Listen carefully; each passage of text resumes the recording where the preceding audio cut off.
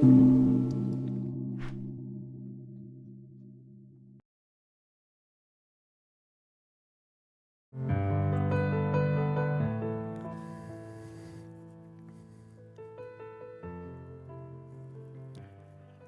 groupe. C'est un mot qui sonne clair en moi depuis l'âge de 10 ans.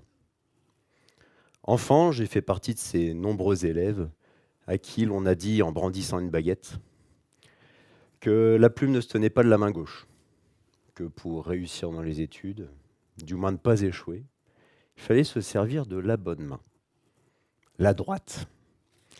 Oui, j'ai été gaucher contrarié. Rien de grave, vous allez me dire. Sauf que ce sont très vite mes résultats scolaires qui se sont retrouvés contrariés. Non pas que je manquais d'envie de réussir, au contraire. Mes parents, tous deux entrepreneurs, avaient vraiment valeur d'exemple pour moi dans le travail. Mais j'étais contrarié. Et quand on se sent contrarié, eh bien on s'exclut du groupe. Alors dans la cour, mais j'étais pas le meneur. J'étais pas non plus le bout en train. J'étais pas celui qui donnait du rythme, de la cadence au groupe.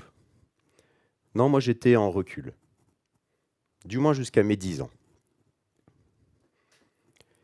Et puis, la musique s'est présentée à moi, de manière naturelle, comme une évidence. Il faut dire qu'à force de me prendre des caisses à l'école, j'ai fini par taper dessus, pour défouler ma contrariété. Et puis avec la batterie, pas de main contre-indiquée. Main gauche, main droite, pied gauche, pied droit. Je pouvais user de mon plein potentiel. Et ça a marché. Assez rapidement, j'ai fait partie des bons élèves, des référents même. D'une situation de recul, backstage, je me suis retrouvé sur le devant de la scène, dans la lumière. Et ça fait du bien. Pensez d'ailleurs, quand vous en avez l'occasion, de donner une chance aux gens qui sont en recul d'exprimer leur plein potentiel. Donnez-leur une chance de se mettre en avant dans la lumière. Moi, la musique m'a ouvert de nouvelles portes, de nouvelles voies. Elle m'a retiré toute pression de l'apprentissage scolaire. Je me disais, au pire, si je ne réussis pas mes études, si plus tard, je n'ai pas mon bac, mais c'est pas grave. Je vivrai de la pratique de mon instrument. Et ça a été un véritable soulagement pour moi de me dire ça. Et je voyais bien aussi dans le regard de mes parents que ça les soulageait. Je pouvais enfin m'accrocher à quelque chose et aller jusqu'au bout de ce quelque chose. Je vivais la musique comme une vraie passion et j'ai gagné en confiance. La confiance, celle qui vous rapproche à votre rythme des autres.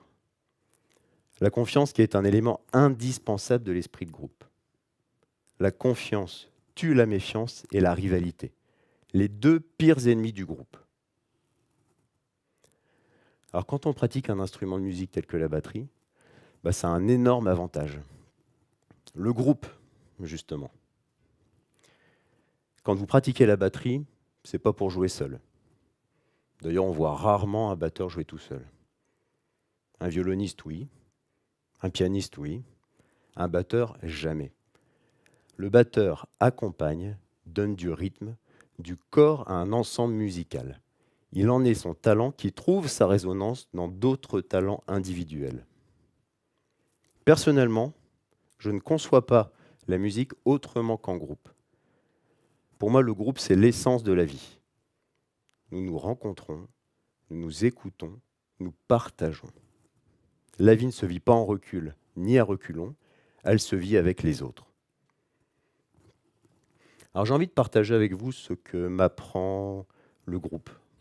Parce que comme en musique, je crois que le mieux travailler ensemble, ça se travaille tous les jours. Mais pour que ça marche, il y a des conditions à respecter. La première de ces conditions, c'est l'humilité. Le groupe vit mal la démonstration individuelle. Un individu qui n'aurait pour seul objectif que de mettre en avant sa propre personne, cet individu-là flingue le groupe. La deuxième condition, c'est la cohésion. Alors en physique, la cohésion, c'est une force d'attraction qui fait se tenir solidement entre elles les molécules d'un corps pour en assurer la cohérence physique. Pour qu'il y ait cette force d'attraction, Mais il faut des affinités. Il faut avoir conscience des apports de chacun dans le groupe. Et puis, il faut aussi avoir un certain sens de la solidarité. Raymond Chapuis disait que la valeur d'un groupe n'est pas fonction de l'addition des capacités individuelles, mais bien de leur combinaison dans une complémentarité active. Mais je suis assez d'accord avec cette phrase. Le groupe naît de l'envie de jouer ensemble un répertoire d'une sensibilité musicale commune à chacun, avec des niveaux de compétences harmonieux.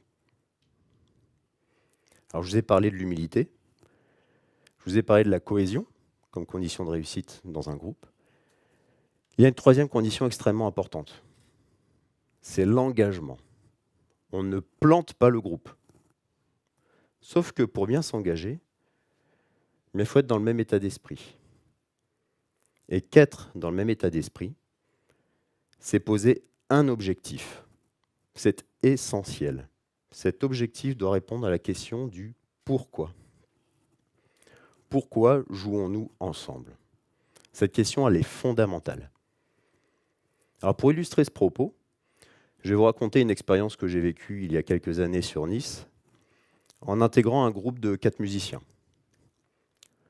Pour 3 d'entre nous qui avions une activité professionnelle, l'objectif, c'est avant tout de prendre du plaisir, partager des moments agréables ensemble, puis pourquoi pas de temps en temps faire des représentations en public. C'était dans cet état d'esprit que nous venions assidus chaque semaine aux répétitions. Puis ces répétitions sont devenues plus fréquentes. D'une par semaine, on est passé à 2, puis 3, puis on a commencé à déborder sur le week-end. Le plaisir est devenu contrainte. Le leader du groupe nous filmait pendant les répétitions pour pouvoir en faire ensuite la promotion auprès de responsables de bars, de salles de spectacle. Lui, sans boulot fixe, avait pour seul objectif que de faire de ce groupe son gagne-pain. Son objectif n'était clairement pas le nôtre. Alors on pourrait se dire, finalement c'est simple, on s'arrête là, et puis tout le monde se sépare. Sauf que dans le groupe, on se rend compte que l'affect occupe une place prépondérante. Si je vous demande là, à vous, tout de suite, de vous mettre par groupe de 4, et puis de bosser autour d'un même sujet, automatiquement, vous allez aller vers les personnes avec lesquelles vous avez le plus d'affinité, les personnes avec lesquelles vous vous entendez bien. Rares sont ceux qui vont se dire, celui-là, je ne le connais pas trop, bon, je le sens moyen, allez, je vais aller bosser avec lui. Ça ne se passe pas comme ça.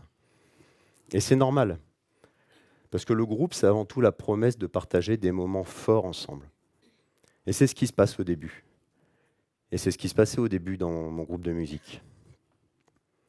Sauf que, quand l'objectif n'est pas clairement défini dès le départ, on se laisse porter par le groupe. Et puis assez vite, on se laisse trop emporter. On s'attache avec les gens avec lesquels on travaille ou avec lesquels on joue. Et puis, on a peur de les décevoir. Alors finalement, on se met en recul. Et là, c'est la fausse note, le couac, brutal, qui casse la mélodie. La décision pour moi n'était pas facile à prendre. Je connaissais les percussions, j'appréhendais les répercussions. J'ai fini par partir. Les 2 autres ont suivi. Le groupe a éclaté. Pour moi, la meilleure définition du mieux travailler ensemble, c'est le bœuf. Alors pas le bœuf le week-end autour d'un bon barbecue avec les potes. Non. Le bœuf musical. Le bœuf, c'est la substantifique moelle d'un groupe fusionnel. C'est un morceau improvisé qui part d'initiative personnelle. Quelqu'un prend le lead, fait une proposition à l'autre. Il prend pas, il a le choix. C'est la proposition de quelque chose de nouveau, porté par l'envie. Et cette envie ne souffre d'aucune hiérarchie. Le bœuf n'en a pas besoin. Le bœuf, lui, il naît des expériences mises au service du collectif. Il naît de l'écoute, de la confiance, de l'envie de partager, d'une certaine sensibilité aussi. Finalement, le bœuf, c'est l'énorme envie de se faire plaisir à soi, mais aussi et surtout de faire plaisir aux autres. Il y a d'ailleurs toujours cette notion d'intégration, à la fois des musiciens, qui font partie du groupe, mais aussi du public, qui est amené à réagir, à participer.